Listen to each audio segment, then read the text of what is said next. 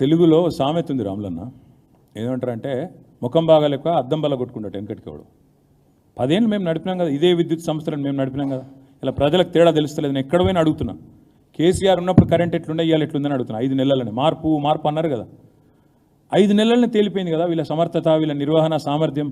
ఇంత బ్రహ్మాండంగా కెపాసిటీ నిర్మాణం చేసి వీళ్ళ చేతిలో పెడితే మేము వచ్చినాడు ఎంతన్నా కెపాసిటీ ఎలక్ట్రిసిటీది 7,700 మెగావాట్లు. మేము దిగిపోయిన నాడు నిన్న యాదాద్రిలో కమిషన్ అయిన 2 ప్లాంట్లతో కలిపితే ఇంకో 1,600 మెగావాట్లు యాడ్ అయింది. కలిపితే 20,000 మెగావాట్లు చేసి ఈ సన్నాసులకు అప్పచెప్పినాం. గది కూడా నడుపుకునే చేత కాకపోతే మేమేం చేస్తాం దానికి? కరెంటు కోతలు హైదరాబాద్లో తిడుతున్నారు, ఊళ్ళలో తిడుతున్నారు, రైతులు ఏడుస్తున్నారు. ఏం కరెంటు కోతలు రా ఆయన. ఎండాకాలంలో పండుకుందామంటే మధ్యాహ్నం అర్ధగంట కరెంటు ఉండదు. ఆఖరికి ఎంజీఎంలో 5 గంటల కరెంటు పోతుంది. భువనగిరి హాస్పిటల్లో కరెంటు పోతే టార్చ్ లైట్ల వెలుగులో డాక్టర్లు వైద్యం చేసే దుస్థితి ఇదనడం చూసిరా కేసీఆర్ గవర్నమెంట్లో.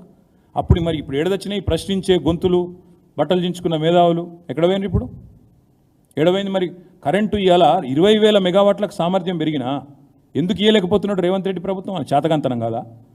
20,000 మెగావాట్ల కెపాసిటీ పెంచితే దాన్ని వాడుకునే తెలివిలేని సన్నాసులు మమ్మల్ని అంటే ఎట్లా? బకాయిలు ఇంకెన్ని రోజులు చెప్తారు ఆ కథలు? శ్వేతపత్రాల మీద గారడీలు.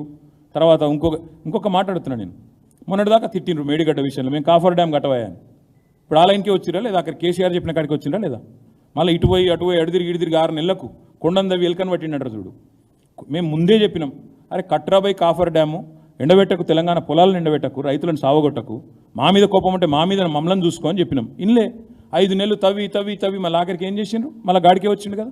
రిపేర్ చేయమన్నది ఎన్డీఎస్ఏ, చేస్తాము, ఎల్ఎన్టీ కట్టాలి పెట్టాలి, అదే కదా నేను అనేది. అదే నడపరాక ఆడరాక మధ్యలో ఓడంటారు, ముఖం బాగాలేక అద్దం బల్ల కొట్టుకుని అంటారు దీన్ని. ఇక నేను ఇంతకంటే ఎక్కువ ఈరోజు చెప్పను.